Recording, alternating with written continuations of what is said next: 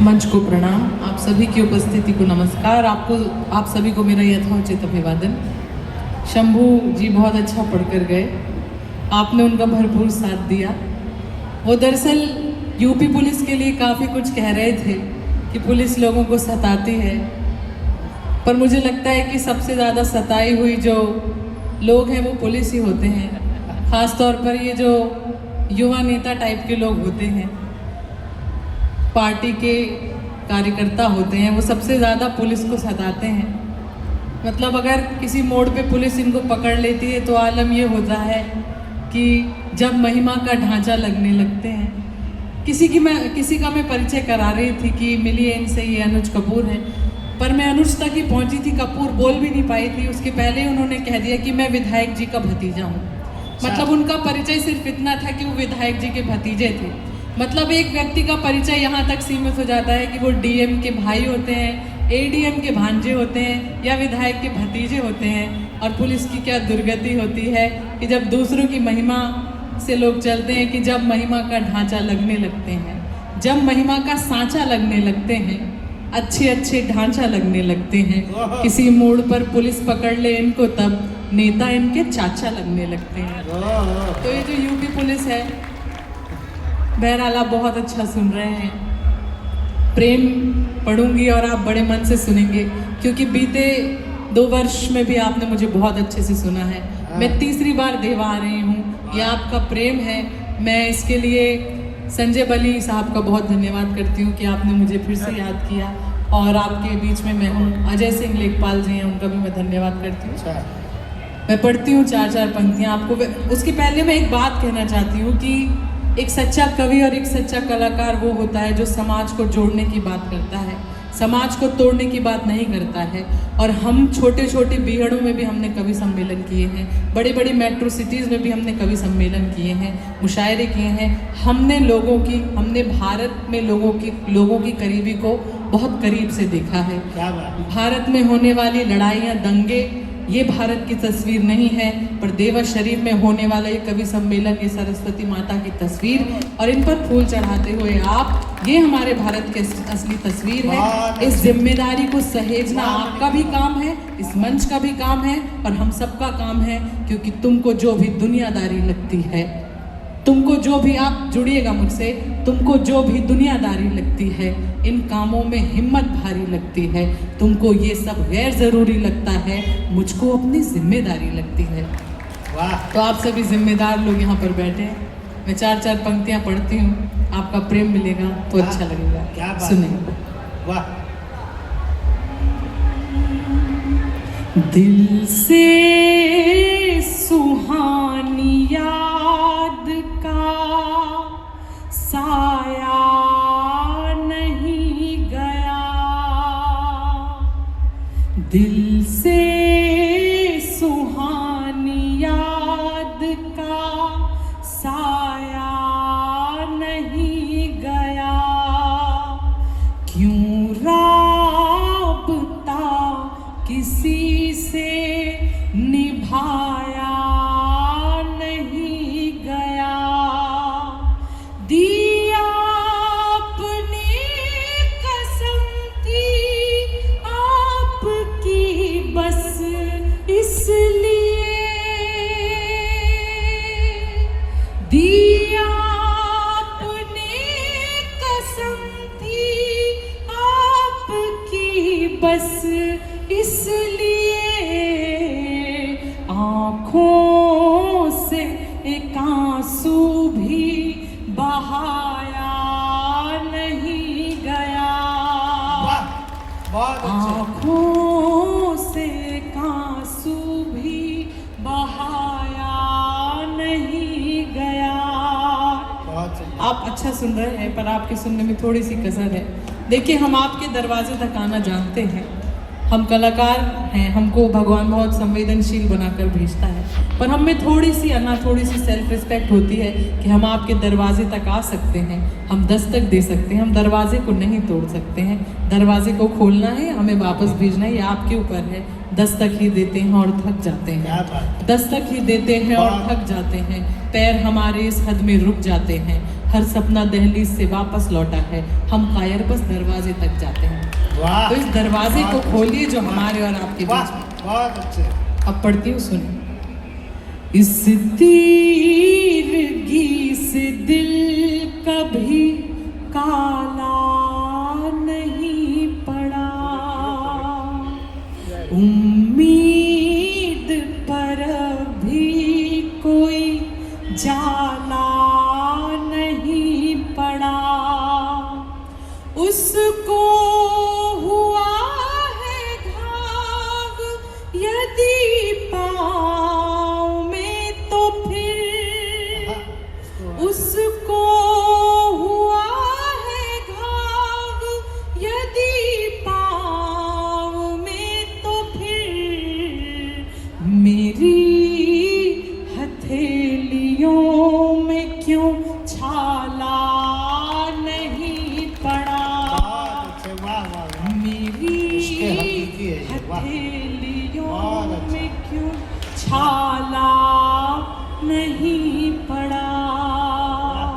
आप अच्छा सुन रहे हैं। मैं एक गीत सुनाना चाहती हूँ आपको, स्वागत है मणिका। सीधे सीधे एक गीत। और गजेंद्र भैया यहाँ के बहुत ही अच्छे, यहाँ के क्या देश के और क्या विदेश, पूरा उन्होंने नापा हुआ है सब। वो सबके चहेते कवि हैं, सब उनको बहुत प्रेम करते हैं, उनके गीतों से प्रेम करते हैं। जो उनका नाम जानते हैं उनके गीत को जानते हैं, जो उनका नाम नहीं भी जानते वो उन तक भी उनका गीत पहुंचता क्या बात है, है। वाह। और एक बार मैं चाहती हूँ आप अपने शहर के कवि के लिए तालियां बजाएं, जोर से तालियां बजाएं। वाह मणिका। एक गीत पढ़ना चाहती हूँ और भूमिका भी बताऊंगी। अक्सर गजेंद्र भैया कहते हैं मंच से कि कवित्री ने, किसी शायरा ने, किसी लड़की ने लड़के के लिए कुछ लिखा नहीं, या लड़के की खूबसूरती में कुछ नहीं लिखा आदमियों के लिए। आदमी उतने सुंदर हालांकि होते भी नहीं शक्ल से कि हम उन पर बहुत कुछ लिख दें। बहरहाल एक गीत है जो मैं आपके पक्ष में रखना चाहती हूँ। पूरा पुरुष वर्ग यहाँ पर बैठा है, मैं आपके पक्ष में एक सीधे सीधे गीत पढ़ना चाहती हूँ। अक्सर कहा जाता है कि जो रोते हैं वो कमज़ोर होते हैं। मेरा ये मानना है कि लड़के जो रोते हैं वो कमज़ोर नहीं होते, जो रुलाते हैं वो कमज़ोर होते हैं। क्या तो एक बात है। समाज के बहुत लिए अच्छे, जो रोते अलग सा, बालक होते हैं। जी, एक अलग सी संवेदना का गीत है। अगर आपके घर में आपकी बहन है, बेटी है, आपकी प्रेमिका है, आपकी बीवी है, वो आपसे क्या कहना चाहती हैं, वो आपसे सच्चा प्रेम करती हैं, वो बस आपसे एक ही चीज़ कहना चाहती है, मैं इस गीत के माध्यम से आप तक पहुंचाती हूँ। आपके जीवन में जो भी स्त्री है जो मायने रखती है उसको याद करो, इस गीत को सुने। स्वागत, वाह।